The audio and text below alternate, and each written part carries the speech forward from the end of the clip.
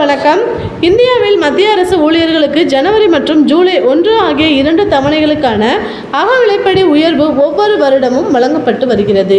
இந்த ஆண்டு ஜனவரி தவணைக்கான அகவிலைப்படி உயர்வு குறித்த அறிவிப்பு மார்ச் மாதம் வெளியிடப்பட்டுள்ளது.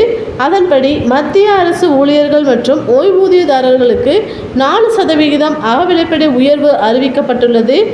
தற்போது 50% அகவிலைப்படியை மத்திய அரசு ஊழியர்கள் பெறுகின்றனர்.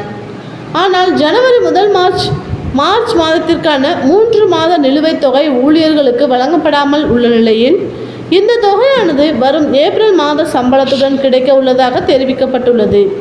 அகவிலைப்படி உயர்வு காரணமாக மத்திய அரசு ஊழியர்களின் அடிப்படை சம்பளமும் உயர்த்தப்பட்டுள்ளதால் ஊழியர்கள் அடிப்படை சம்பளத்துடன் உயர்த்தப்பட்ட சம்பளத்தையும் பலனாக பெறுவார்கள் என கூறப்படுகிறது.